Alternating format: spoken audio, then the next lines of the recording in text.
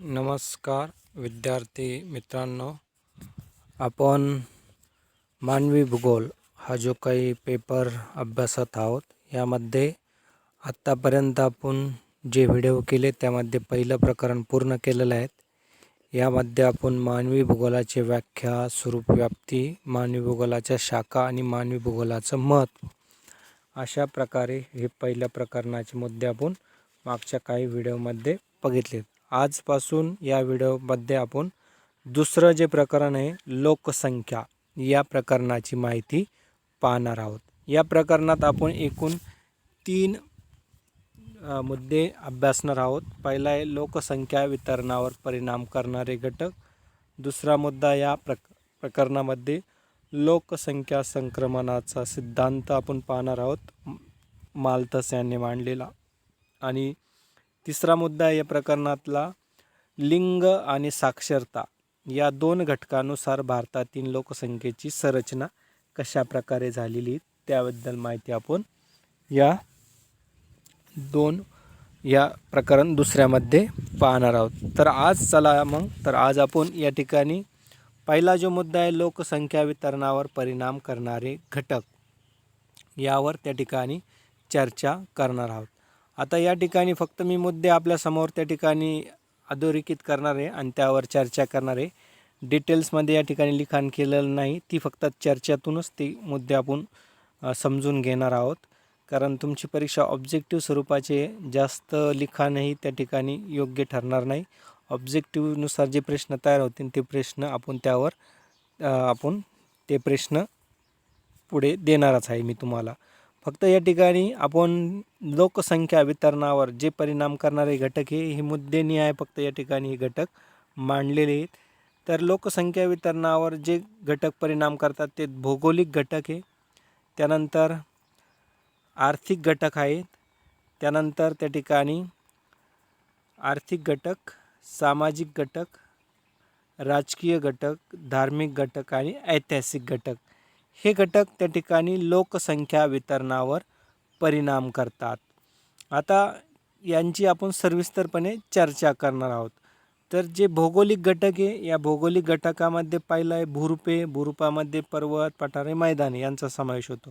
हवामान, पाण्याची उपलब्धता, जंगले आणि खनिजे हे घटक लोकसंख्या वितरणावर परिणाम करतात. आता लोकसंख्या वितरणावर परिणाम म्हणजे काय, तर आपल्याला काही जगात सर्वच जे काही 7 खंड आहे, या 7 खंडावर त्या ठिकाणी लोकसंख्या वास्तव्य करते. परंतु त्या ठिकाणी असलेली लोकसंख्या सर्वत्र सारख्याच प्रमाणात, सगळ्या जमिनीवर सारख्या प्रमाणात आपल्याला आढळत नाही. ती असमान पद्धतीने वितरित झालेली. मग हे असं का झालेलं आहे, तर हे असं काही भौगोलिक, आर्थिक, सामाजिक, राजकीय, ऐतिहासिक या घटकामुळे त्या ठिकाणी लोकसंख्येचं वितरण आपल्याला एकसारखं पाहायला भेटत नाही. त्यावर हे घटक परिणाम करतात. मग त्यापैकी भौगोलिक घटकमध्ये आपण आता त्यांची सविस्तरपणे चर्चा करणार आहोत. भौगोलिक घटकामध्ये भूरूपे. आता भूरूपे पर्वत, पठारे आणि मैदाने अशा 3 स्वरूपाचे भूरूपे आपल्याला या खंडावर प्रामुख्याने दिसून येतात. पर्वतीय प्रदेश, हिमालयासारखा पर्वतीय प्रदेश किंवा आल्प्स, रॉकीज, अँडीज यासारख्या ज्या काही जागतिक पर्वतीय प्रदेश आहेत, या पर्वतीय प्रदेशामध्ये आपल्याला त्या ठिकाणी लोकसंख्या ही घनदाट अशा स्वरूपाची दिसत नाही. त्या ठिकाणी लोकसंख्या ही विरळ स्वरूपाची त्या ठिकाणी आढळून येते. जसं हिमालय जो काही पर्वतीय प्रदेश आहे, त्यामध्ये भारताचे जे काही राज्य आहेत, हिमाचल प्रदेश किंवा जम्मू काश्मीर किंवा त्या ठिकाणी उत्तर प्रदेशचा काही भाग, त्यानंतर ईशान्येकडील जे राज्य आहेत, ह्या राज्यांमध्ये लोकसंख्येचं त्या ठिकाणी वितरण आपल्याला हे कमी आढळतं. परंतु जिथं मैदानी प्रदेश आहे, आता मैदानी प्रदेश जे काही गंगा नदी आणि तिच्या उपनद्यांनी तयार केला भारताचा उत्तरेकडील जो प्रदेश आहे, त्या ठिकाणी लोकसंख्या आपल्याला उत्तर प्रदेशमध्ये जास्त लोकसंख्या आढळते. त्याचबरोबर जे काही किनारपट्टीचे प्रदेश, सपाट मैदाने, त्या ठिकाणी आपल्याला लोकसंख्या ही जास्त आढळते. म्हणजे लोकसंख्येच्या वितरणावर परिणाम करणारे घटकामध्ये जर आपण भूरूपांचा अभ्यास जर केला, तर आपल्याला जो काही पर्वतीय प्रदेश आहे त्या ठिकाणी लोकसंख्या विरळ आढळते. जे काही मैदानी प्रदेश आहे त्या ठिकाणी घनदाट लोकसंख्या आढळते.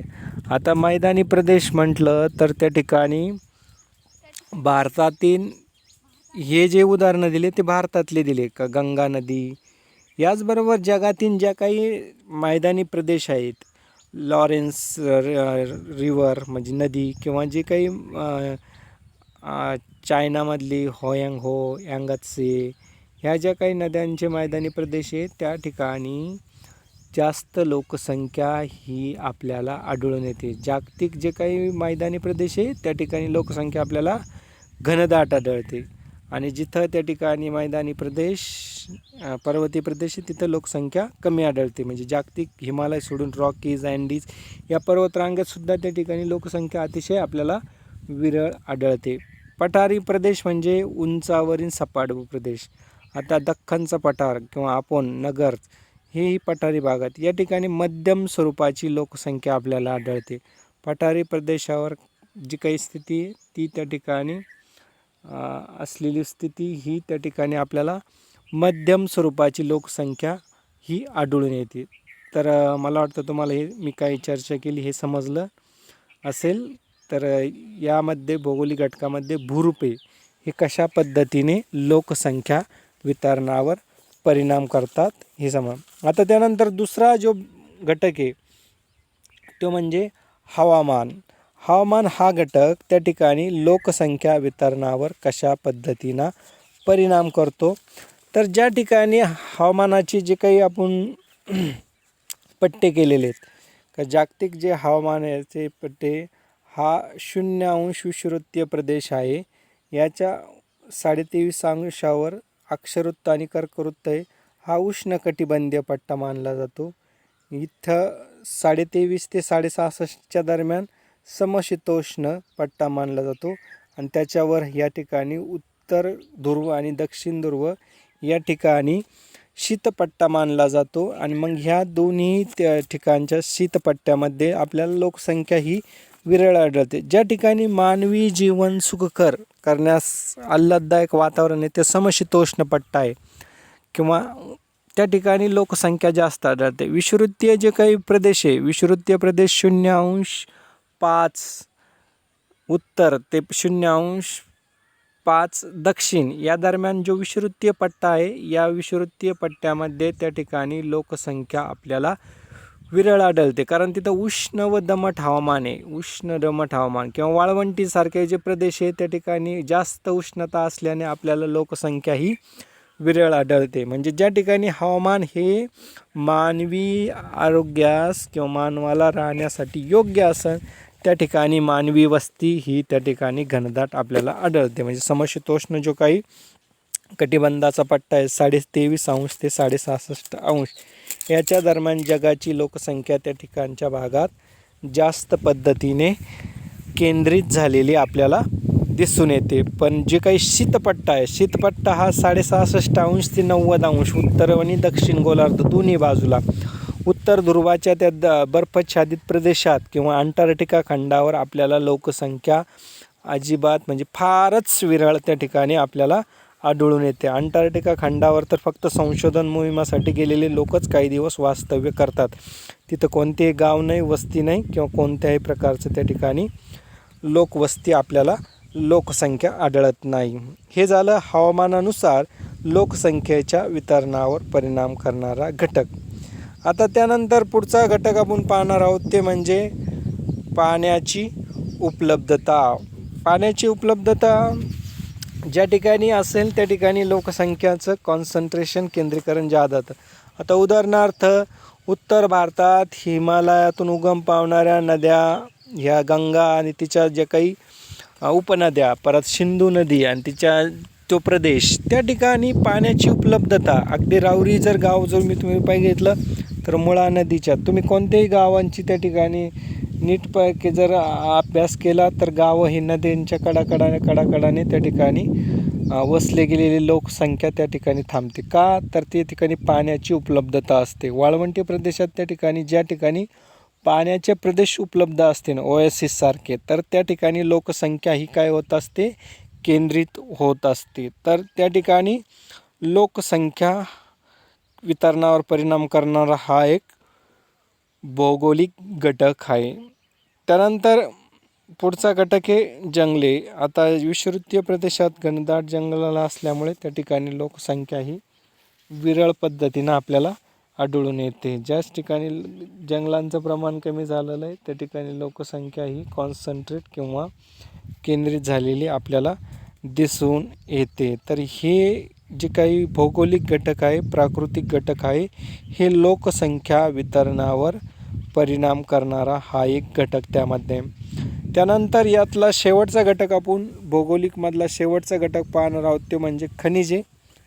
तर खनिजे म्हणजे जे काही पृथ्वीच्या भूपृष्ठाच्या अंतर्गत भागात आपल्याला कोळसा, दगडी कोळसा म्हणा किंवा इतर जे काही मॅग्नेशियम, ॲल्युमिनियम, खनिज तेल यांसारखे जे काही आपल्याला खनिजे उपलब्ध होतात, या खनिजांच्या प्रदेशात त्या ठिकाणी उद्योगधंदे सुरू होतात आणि या खनिजांचं अस्तित्व खाणीतून ते काढण्यासाठी त्या ठिकाणच्या भागामध्ये लोकसंख्या ही काय असते किंवा लोक हे येऊन राहतात आणि लोकसंख्येचं त्या ठिकाणी केंद्रीकरण होतं. जसं पश्चिम बंगालमध्ये राणीगंज किंवा बिहारमध्ये काही कोळशाच्या खाणी, या प्रदेशामध्ये त्या ठिकाणी लोकसंख्याचं केंद्रीकरण आपल्याला पाहावयास मिळतं आहे.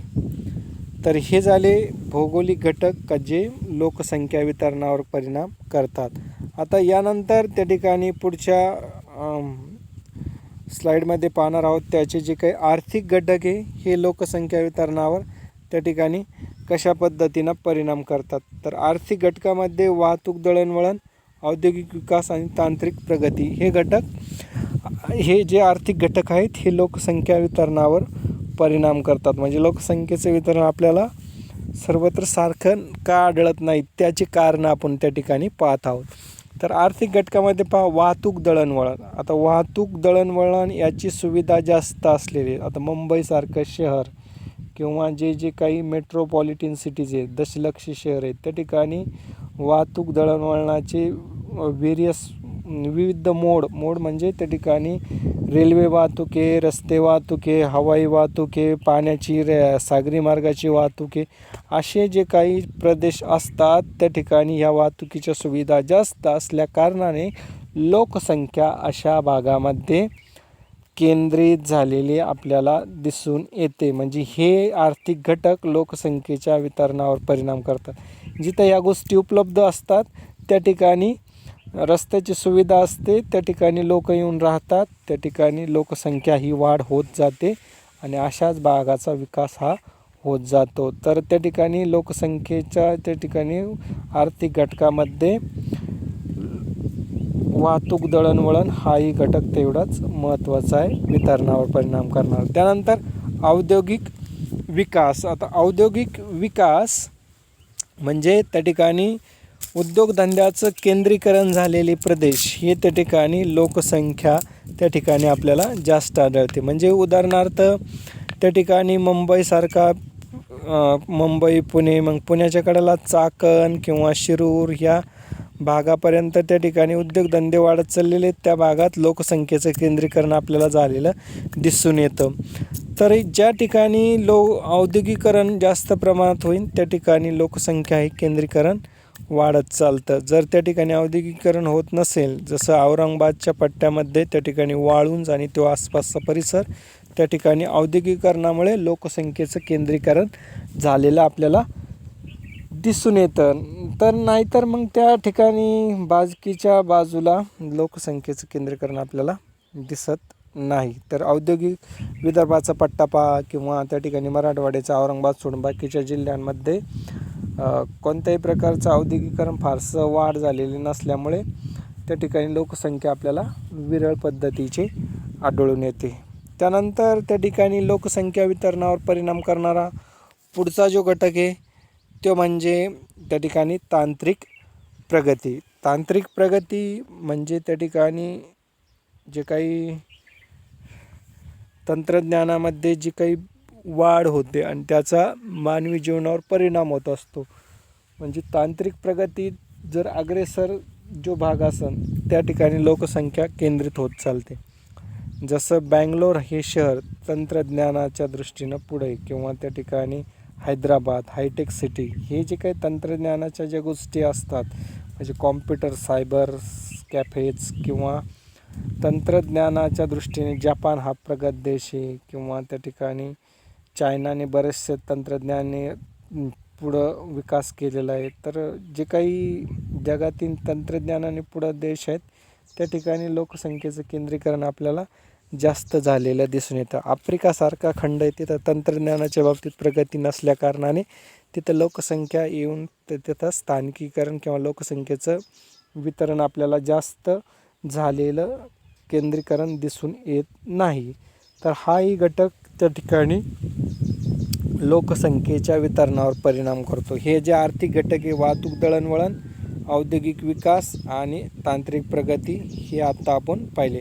यानंतर सामाजिक, राजकीय, धार्मिक आणि ऐतिहासिक घटक.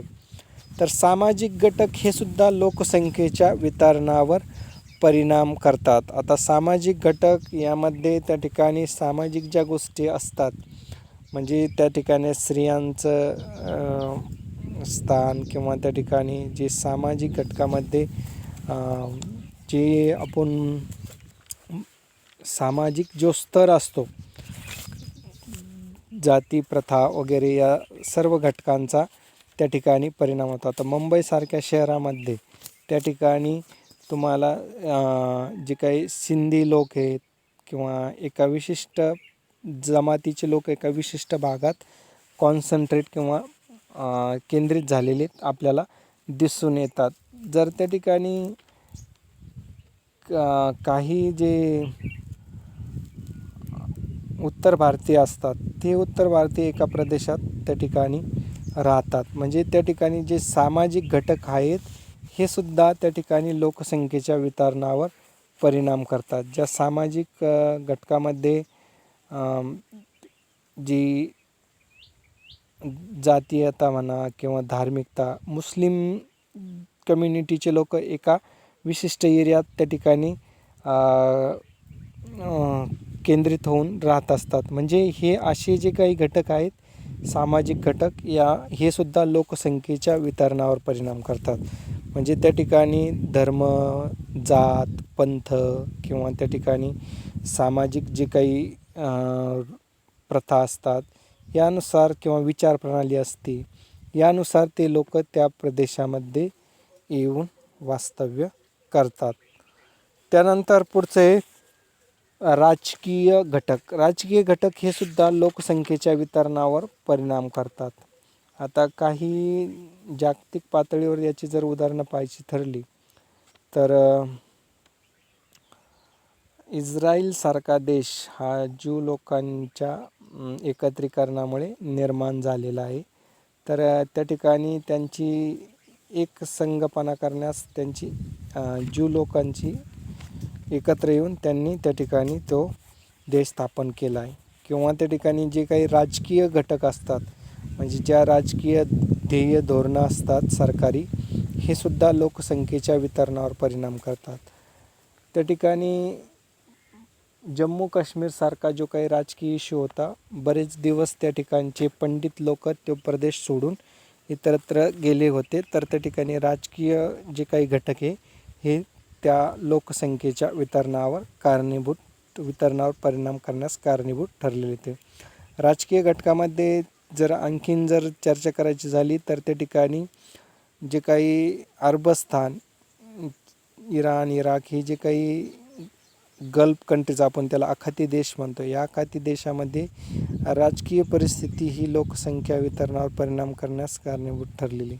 त्या ठिकाणी काही युरोपियन आणि अमेरिकेसारख्या देशांनी हस्तक्षेप केलेला आहे आणि त्या प्रदेशामध्ये लोकसंख्येचं वितरण हे काही राजकीय घटकामुळे सुद्धा त्या ठिकाणी झालेलं आपल्याला दिसून येतं.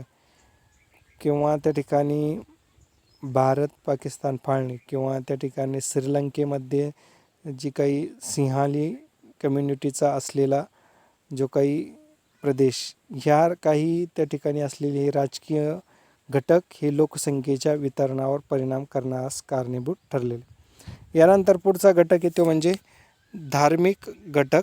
तर या धार्मिक घटकामध्ये त्या ठिकाणी आपण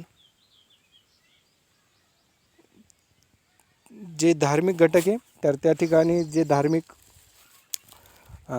घटकामध्ये जे काही जेरुसलेम किंवा मक्का मदिना यासारखी जी काही शिर्डी किंवा त्या ठिकाणी शनी शिंगणापूर किंवा त्या ठिकाणी जे धार्मिकदृष्ट्या महत्त्वाची स्थानं आहेत त्या ठिकाणी लोकसंख्या ही जास्तीत जास्त केंद्रित झालेली आपल्याला दिसून येते. मग जागतिक पातळीवर जे जे काही मोठमोठाले धार्मिक स्थळं आहेत, जेरुसलेम म्हणा, मक्का मदिना म्हणा किंवा त्या ठिकाणी पोप यांचं व्हॅटिकन सिटी, हे जे प्रदेश आहेत इथं धार्मिक घटक हा लोकसंख्या केंद्रित करण्यास कारणीभूत ठरलेला आहे.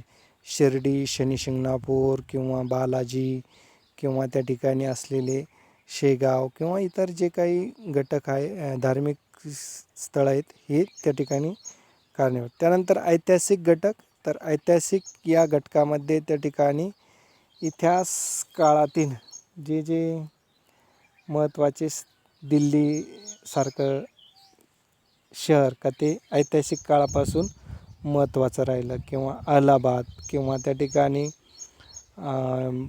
पुणेसारखं शहर किंवा ऐतिहासिक महत्त्व असलेली जे जे अयोध्या किंवा त्या ठिकाणी कुरुक्षेत्र किंवा ही जी काही ऐतिहासिकदृष्ट्या महत्त्वाची ठिकाणं आहेत तर त्या ऐतिहासिक कारणामुळे त्या ठिकाणी लोकसंख्या ही केंद्रित झालेली आहे. जसं जयपूर किंवा त्या ठिकाणी इतरही जे ऐतिहासिक भारताव्यतिरिक्त इतरही ऐतिहासिक रोम इटलीतलं रोम हे जे काही शहर आहेत त्याला ऐतिहासिक वारसा आहे, त्यामुळे लोकसंख्या त्या ठिकाणी केंद्रित झालेली आपल्याला दिसून येते. तर हे आपण आजच्या व्हिडिओमध्ये लोकसंख्या वितरणावर परिणाम करणारे घटकांची सविस्तर चर्चा केलेली. ही चर्चा आहे का ते महत्त्वाचं आहे. या ठिकाणी जरी लिखाण नसलं तर तुम्हाला त्या ठिकाणी डिस्क्रिप्टिव्ह क्वेश्चन्स नाही आहे, ऑब्जेक्टिव्ह आहे, त्यामुळे यावर या ठिकाणी ही चर्चा पूर्ण झालेली आहे. जवळजवळ 23 मिनिटाचा व्हिडिओ झालेला आहे. तर यामध्ये त्या ठिकाणी तुम्हाला ऑब्जेक्टिव्ह स्वरूपाचे प्रश्न असेही विचारले जाऊ शकतात. खालीलपैकी लोकसंख्या वितरणावर परिणाम करणारा प्राकृतिक घटक कोणता, आर्थिक घटक कोणता किंवा दिल्लीसारखं शहर हे कोणत्या कारणामुळे लोकसंख्येचं वितरण त्या ठिकाणी झालेलं आहे. मग त्या ठिकाणी ऐतिहासिक कारण आहे. तर ठीक आहे, आम्ही त्यावर नंतर त्या ठिकाणी एका वाक्यातले उत्तर आहे त्यावेळेस हे प्रश्न येईल. धन्यवाद.